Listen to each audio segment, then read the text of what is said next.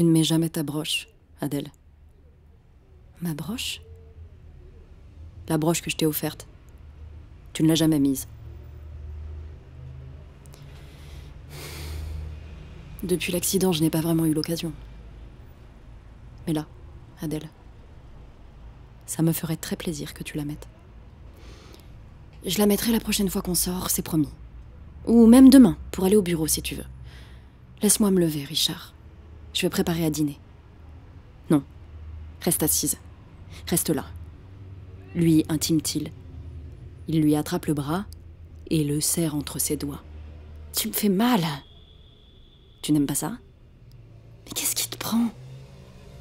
Xavier ne te fait pas ça? Vous ne jouez pas à ces petits jeux? Mais qu'est-ce que tu racontes? Oh, allez, arrête. Tu me dégoûtes. Si je le pouvais, je te tuerais, Adèle. Je t'étranglerais, là. Richard. Tais-toi. Surtout tais-toi. Ta voix m'écœure. Ton odeur m'écœure. T'es un animal. Un monstre. Je sais tout. J'ai tout lu. Ces messages immondes. J'ai trouvé les mails. J'ai tout reconstitué. Tout défile dans ma tête. Je n'ai plus un souvenir qui ne soit associé à un de tes mensonges. Richard. Arrête! Arrête de prononcer mon nom comme une idiote! Hurle-t-il. Pourquoi, Adèle? Hein, pourquoi? Tu n'as aucun respect pour moi? Pour notre vie? Pour notre fils? Richard se met à sangloter. Il pose ses mains tremblantes sur ses paupières. Adèle se lève. Le voir pleurer la pétrifie. Je ne sais pas si tu peux comprendre. Si tu peux me croire. Ça n'est pas contre toi, Richard. Ça ne l'a jamais été. Je t'assure. Je ne peux pas m'en empêcher.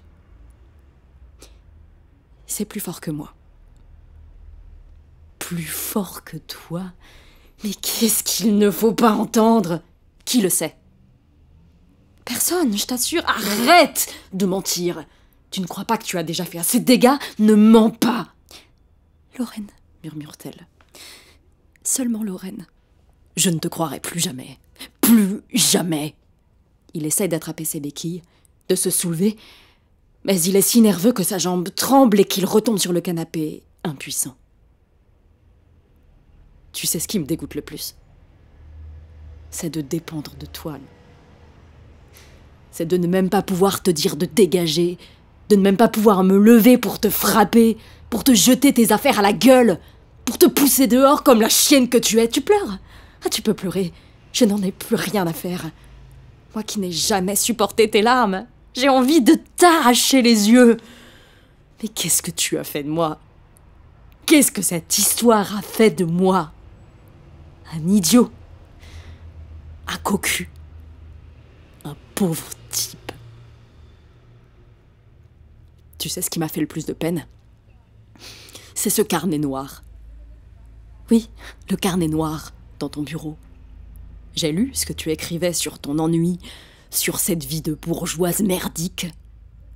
Non seulement tu te fais baiser par une armée, mais en plus tu méprises tout ce qu'on a construit. Tout ce que j'ai construit, moi, en travaillant comme un chien, pour que tu aies tout ce qu'il faut, pour que tu n'aies à t'inquiéter de rien. Tu crois que je ne rêve pas, moi, d'un au-delà à cette vie? Tu crois que je n'ai pas de rêve? Pas d'envie de fuite? Que je ne suis pas, moi aussi, romantique, comme tu dis? Oui, pleure. Pleure jusqu'à en crever. On aura beau dire, tu pourras trouver toutes les explications du monde. Tu es une salope, Adèle. Une vraie raclure. Adèle se laisse glisser contre le mur. Elle sanglote. Tu croyais quoi, hein? Que tu pourrais t'en sortir? Que je ne me rendrai jamais compte de rien? On finit toujours par payer pour ces mensonges, tu sais. Et toi, tu vas payer. Je vais engager le meilleur avocat de Paris. Je vais tout te prendre. Il ne te restera rien. Et si tu crois que tu auras la garde de Lucien, tu te mets le doigt dans l'œil. Tu ne verras plus ton fils, Adèle. Fais-moi confiance pour le maintenir loin de toi.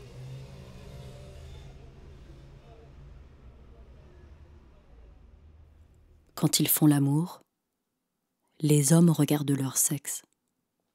Ils prennent appui sur leurs bras, penchent la tête et observent leur verge pénétrer la femme. Ils s'assurent que cela fonctionne. Ils restent quelques secondes à apprécier ce mouvement, à se réjouir peut-être de cette mécanique si simple et si efficace. Adèle a beaucoup regardé en l'air. Elle a scruté des dizaines de plafonds, suivi les enroulements des moulures, accompagné le balancement des lustres. Allongée, couchée sur le côté, les pieds posés sur les épaules d'un homme, Adèle a levé les yeux. Elle a détaillé le craquellement d'une peinture écaillée, constaté un dégât des eaux, compté les étoiles en plastique, une fois, dans un salon qui était une chambre d'enfant aussi.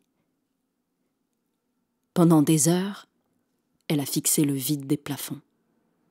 Parfois une ombre, ou la projection d'une enseigne lumineuse venait délivrer son regard, lui offrir une récréation. Dans cette semi-pénombre, la fenêtre ouverte sur des nuages mauves, Adèle regarde l'homme nu, le visage enfoncé dans l'oreiller. Il dort d'un sommeil rassasié. Il pourrait aussi bien être mort, comme ces insectes que le coït tue.